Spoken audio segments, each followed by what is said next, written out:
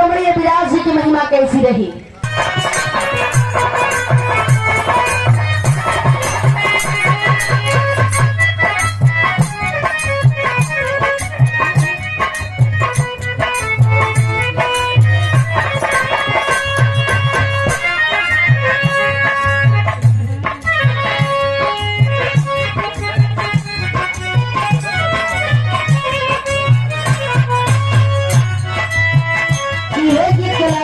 गौर करेंगे।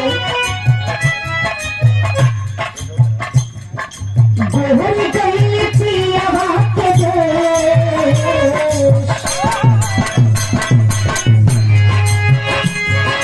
गोहर गई पिया के देश,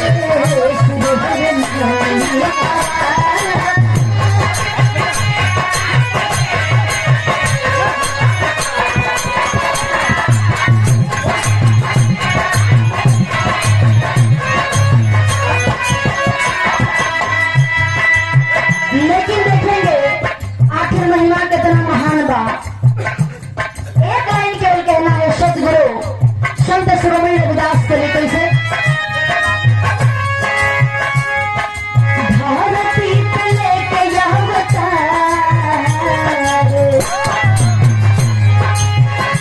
और धरती पे लेके अवतार संत साथी तबार।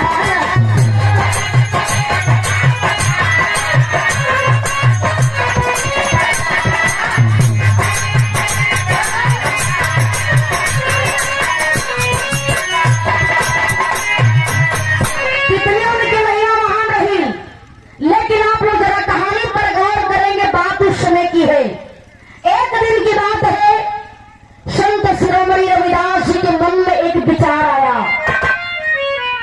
कि बिना गुरु का इस दुनिया में किसी का उद्धार नहीं हुआ है, तो मैं भी किसी को गुरु बनाऊंगा। और देखें सुबह का वक्त है और जमुना जी के किनारे चल पड़ते हैं। जब जमुना जी के किनारे पहुंचते मास्टर तो गीत बदल गई। कैसे कहना है।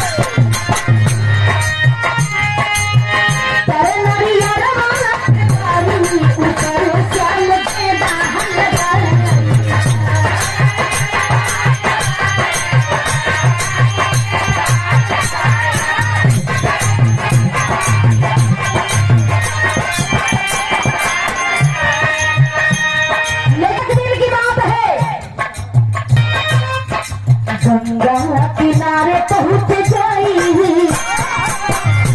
अरे गंगा किनारे पहुंच जाई, गुरु जी ने बतलाया।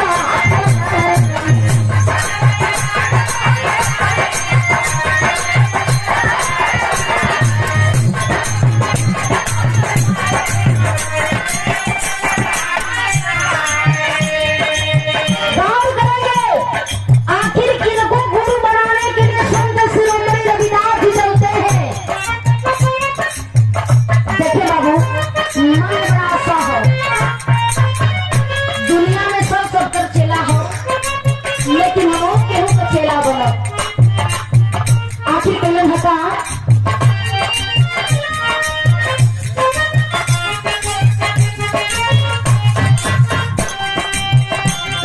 रविदास पर रामानंद ऋषि आए।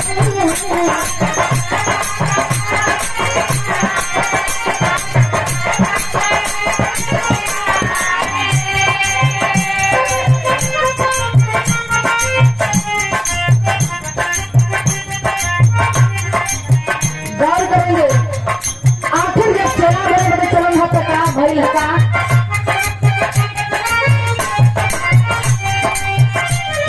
रविदास पर रामानंद ऋषि आए।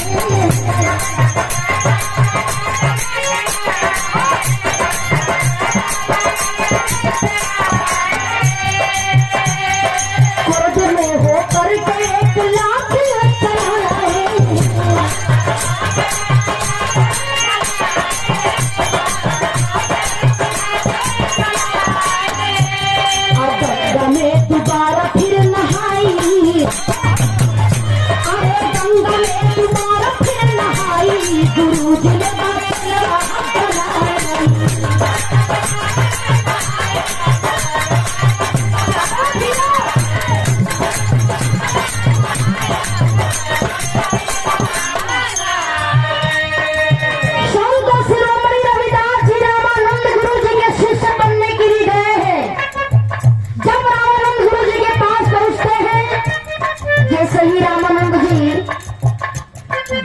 से स्नान करके बाबू और दूसरी ऊपर आते हैं। ये बाबू तब तक जा करके रविदास जी पैरवा के पकड़ करके प्रणाम कैलन कलन की प्रभु बिना गुरु के दुनिया में केहू को उद्धार नहीं के भइल बा और हमारे मन में बड़ा ही इच्छा बा, बड़ा ही आशा बा कि हम आपको शिष्य बनी, आपको चेला बनी। जब इस बात को देखें बाबू, जब रामानंद गुरु सुनते हैं गुस्से से लाल होकर के और गुस्से से लाल होकर के 1 लाख चलाते हैं। जब 1 लाख चलने बाबू देखे सीढ़ी से संत शिरोमणि रविदास जी सीढ़ी से नीचे गिर गिरन। हाँ, जब सीढ़ियों से नीचे गिरलन आंख में आंसू भर गई और डांट करके रामानंद गुरु कहते हैं दूर हो जाओ हमारे नजरों से। होते हुए भी तूने हमारे पूरे शरीर को पवित्र कर दिया। मैं अभी जा करके गंगा में स्नान करके आ रहा हूँ और तुम हमें छू करके हमें अपवित्र कर दिए। तुम एक अछूत हो और मैं तुझे अपना शिष्य कभी बना नहीं सकता हूँ। बाबू ये बतिया कह करके रामानंद जी फिर दोबारा जा करके गंगा जी में स्नान करते हैं और गंगा जी में स्नान करने के बाद अपने आप को पवित्र समझ करके वापस चले गए। इतनी बतिया देखें। आज जब रविदास जी बात की जब सुनलन है 1 लाख लगल बा, चोट तो शरीर पर लगले है बाबू, लेकिन अपने मन में विचार किरण है कि चाहे कुछ भी हो जाए, चाहे कुछ भी हो जाए हाथ कर लेते हैं। मैं शिष्य नहीं बन सका तो क्या हुआ, हमें आत्मनिर्भर होकर के दुनिया को दिखाना पड़ेगा। यदि सच्चे मन से किसी को भी पुकारो तो भगवान ऊंच नीच कुछ भी नहीं देखते, केवल प्रेम के भूखे होते हैं। ए बाबू गंगा जी के किनारे रविदास जी जा करके एगो हट कैलन। हाँ, वो हट का कैलन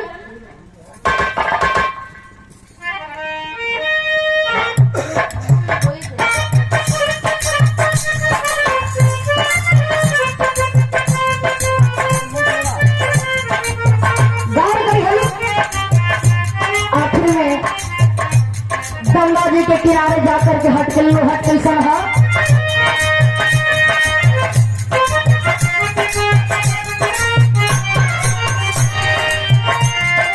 काशी में है गंगा किनारे हट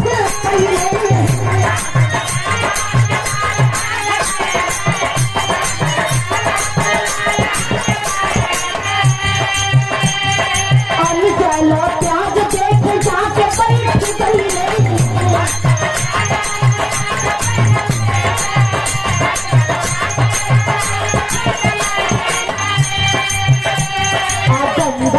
दर्शन दिखाई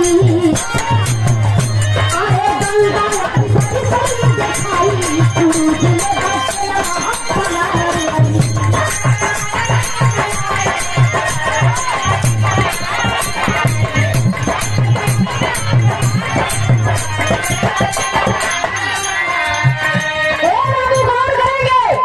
रविदास जी अन्न जल त्याग करके गंगा जी के किनारे जाकर के हट कर लिए कि मैं भी आत्मनिर्भर होकर के दुनिया को दिखला दूंगा कि बात बिरादरी की नहीं है, छोटे बड़ों की नहीं है, भगवान सबको मिलते हैं यदि कोई उनको दिल से पुकारे तब।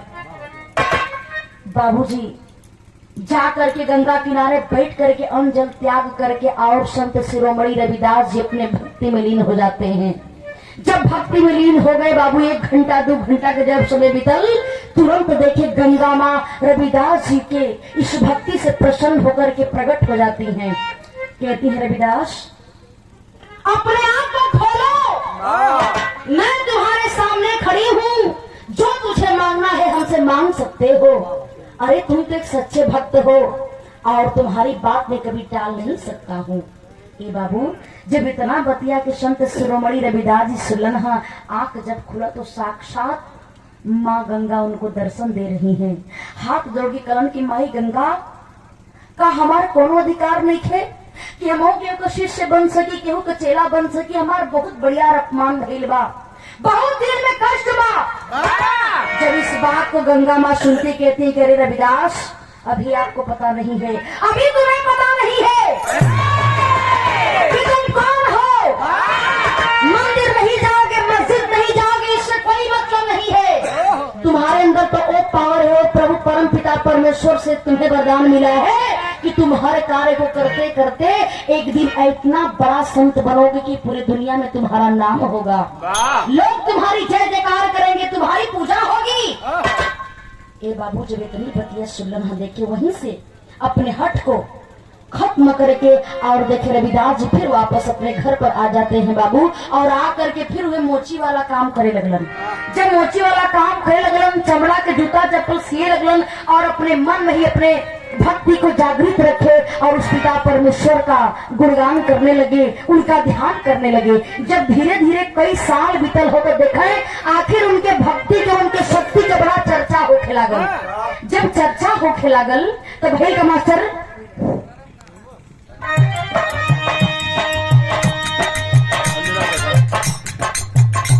शोहरत माचल राबी दास जी के भक्ति,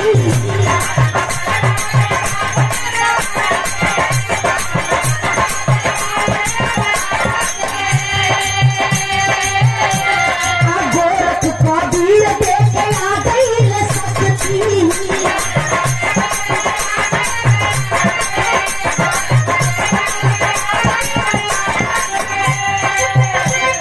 कठवती के पानी पिलाई, अरे कठवती के पानी पिलाई, गुरु दिले बचला बनाई।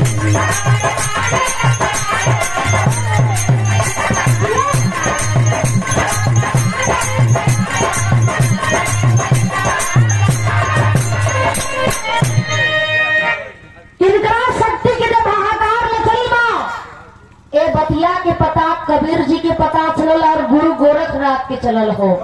कबीर दास और गुरु गोरखनाथ आपस में दोनों लोग विचार कैलन हो कि एक रविदास नाम के आदमी बा, जौन की सुनीला की न मंदिर से मतलब बा न मस्जिद से मतलब बा, लेकिन उनका अंदर बहुत बढ़िया शक्ति बा। इहो लगत बा कि कोनो धरती पर शक्ति भइल बा, कोनो शक्ति के अवतार भइल बा। तनी चल करके परीक्षा लेहल जा कि सचमुच ओकरा अंदर शक्ति बा कि ना बा। और हम सुनले बानी कि मन संगा तक कठौती में गंगा, सबकी यह राय देत रहेला। तो काहे न तनी चल के रविदास का हमने के परीक्षा लेहल जाओ। ए बाबू, देखे कबीरदास जी और गुरु गोरखनाथ जी पहुंच जाते हैं रविदास के पास। जब रविदास जी के पास पहुंचते हैं, रविदास जी वही कामापन प्रक्रिया जारी रखे हुए, वही कठवत के पानी में चमड़ा धोले बरन, वही में से निकाल निकाल करके चप्पल जूता सिए का काम करत हुन। तब तक देखे गुरु गोरखनाथ जी और कबीरदास जी जब दोनों लोग पहुंचन बाबू, उचित स्थान दे करके बैठोलन है और रविदास जी वे कठवत के पनिया निकाल के आ ले जा करके दोनों लोगन के देहलन है।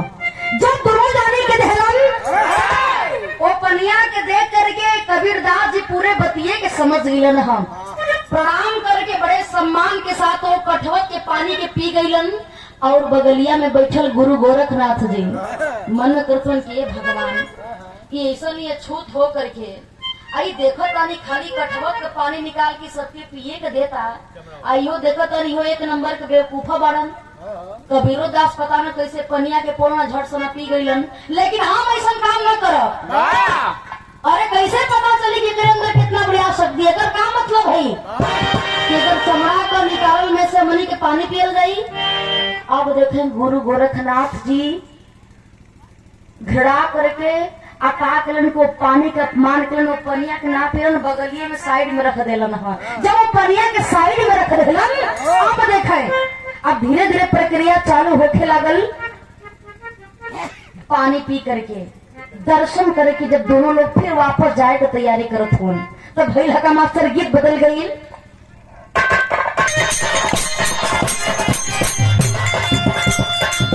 यही प्लान है। अरे पिया मिले लल्ला मंगवा देखो के सपना में नमती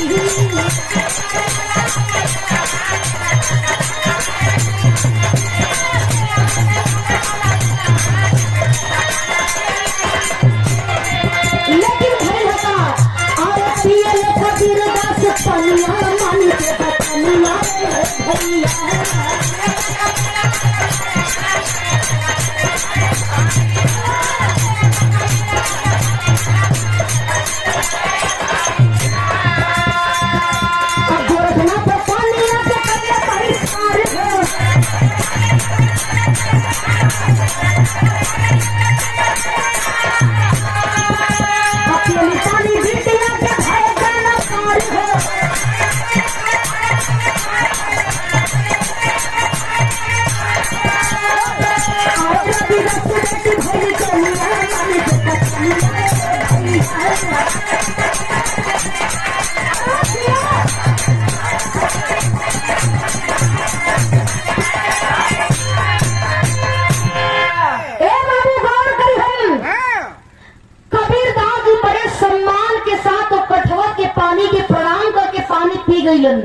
लेकिन बड़े घमंड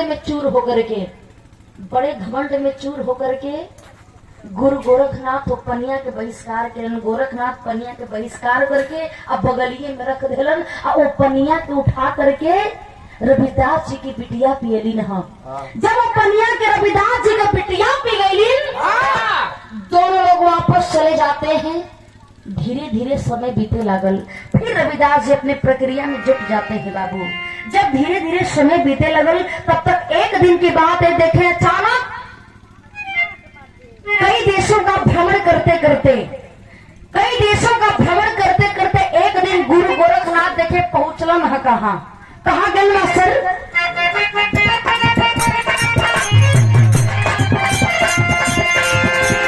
कुछ दिन बाद गोरखनाथ की रान में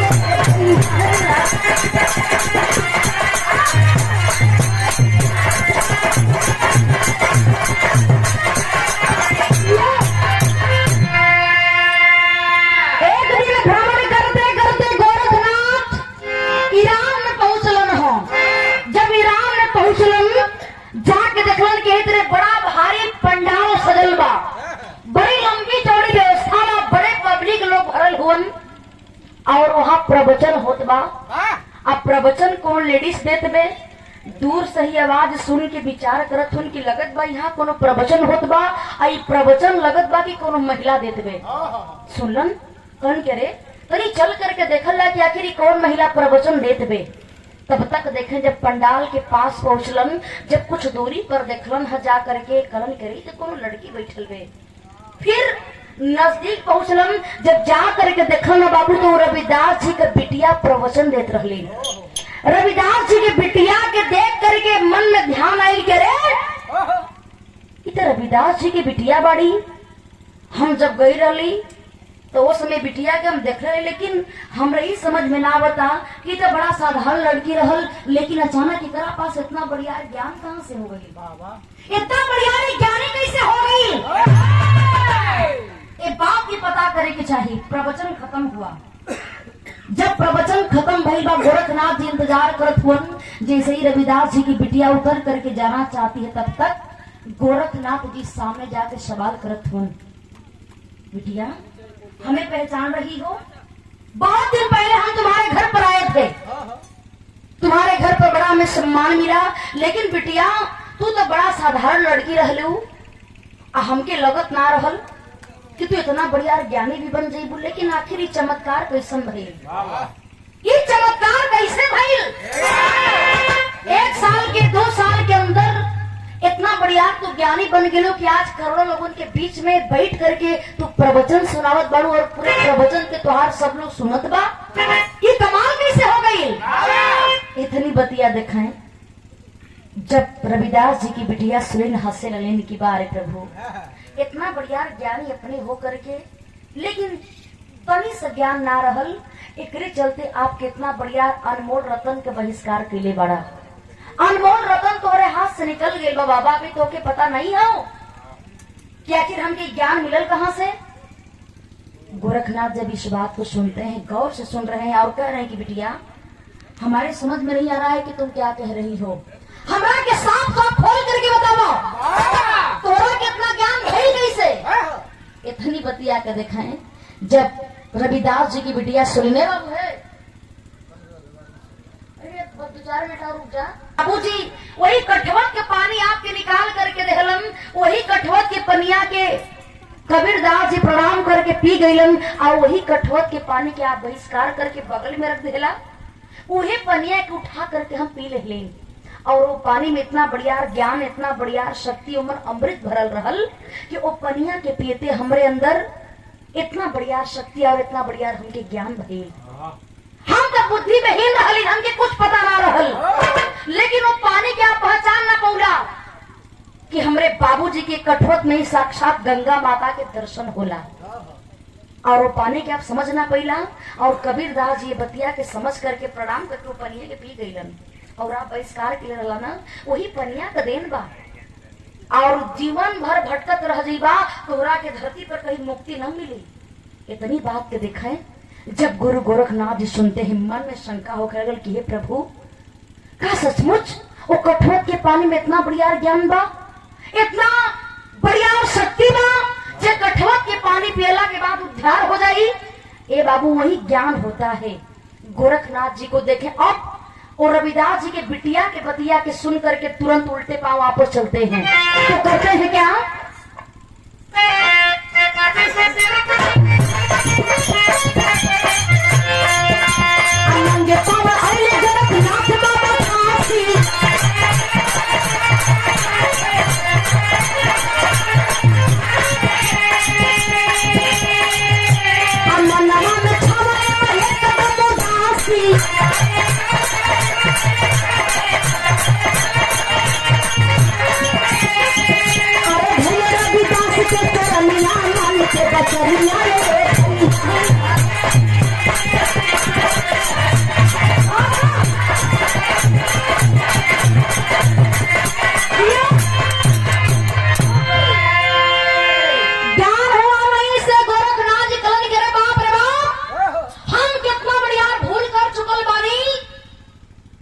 समझ ना पड़ी कि तो लगत बा कि साक्षात भगवान कभी कोनो अंश का अवतार भइल बा और ये चीज के हम समझ ना पड़ी। देखिए वहीं से जब इस बात को सुनते हैं गोरखनाथ जी तुरंत नंगे पांव वापस होते हैं और भागते भागते फिर वही काशी की नगरी में पहुंचे जहां पर रविदास जी फिर वही जूता चप्पल सिए के काम करत हुए। जब पहुंचलन जा करके दूर से ही देख करके दौड़ के जाके चरण में गिर करके प्रणाम कलन की प्रभु हमसे बहुत बढ़िया भूल हो गई कि हम आपके पहचान ना बोले कि आखिर हमके लगत बा कि आप साक्षात भगवान के कोनो अंश ए धरती पर आपका अवतार भी है ना, आप साक्षात कोनो भगवान के अंश बानी और ये बात के हम ना कुछ बोली, हमसे बहुत बढ़िया भूल हो गई प्रभु। एक बार हमके और वो कठवत के पानी पिला देही ताकि हमरो तरनतार हो जाए, हमरो मुक्ति हो जाए। इस बात को देखें जब रविदास जी सुनते हैं, कहते हैं कि वो जो समय बीत जाता है ना वो दोबारा नहीं जाता है, जो समय बीत गया वो दोबारा नहीं आ सकता है। और आपको पता है आपकी मुक्ति अब उस पानी पीने से नहीं बनेगी। आप उस पानी का आप अपमान किए हैं ना, उस पानी का आप अपमान किए हैं तो इसका सजा तो आपको मिलेगा ही, मुक्ति मिलेगी, लेकिन इसके लिए बहुत बड़ा तपस्या करना पड़ेगा। आखिर रविदास जी बतौलन है का कहलन,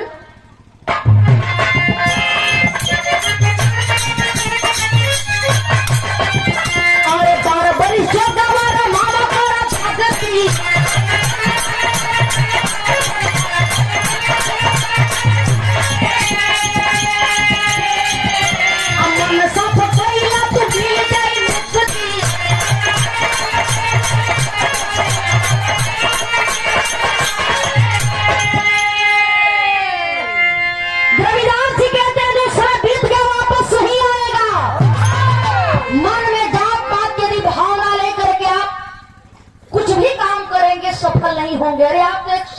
ना, आप एक संत है, एक साधु है, आपका विचार तो निर्मल होना चाहिए, लेकिन आपके विचार निर्मल नहीं है, बल्कि आपके अंदर बहुत बड़ा एक अहंकार छुपा हुआ था।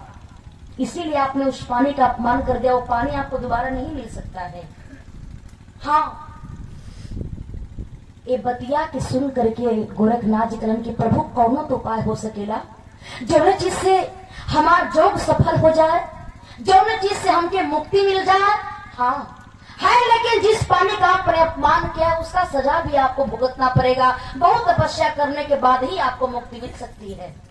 देखें गोरखनाथ जी से रविदास जी कहते हैं, बारे रविदास जी की महिमा देखें, कहते हैं कि आपका जॉब तभी सफल होगा, तभी आपको मुक्ति मिलेगी कि आज से 12 वर्ष तक आप हर घर में, हर गांव में जा करके फेरी डालेंगे और भिक्षा मांग करके, फेरी डाल करके भिक्षा मांग करके 12 वर्ष तक मन साफ करके यदि अपने भक्ति में लीन रहेंगे, अपने जोग को पूरा करना चाहते हैं तो 12 वर्ष पूरे गांव में घूम करके और भिक्षा मांगना पड़ेगा और भिक्षा मांग करके अपने जीवन को चलाना होगा।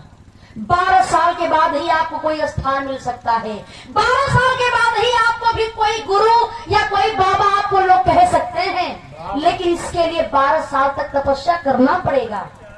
ए बाबू ये बतिया के सुन करके देखे, वहीं से ज्ञान भइल। प्रणाम कलन की प्रभु हमसे तो बहुत बढ़िया भूल हुई चुकल बा, लेकिन अपने मुक्ति खातिर के 12 साल के तपस्या करे बदे भी हम तैयार बने।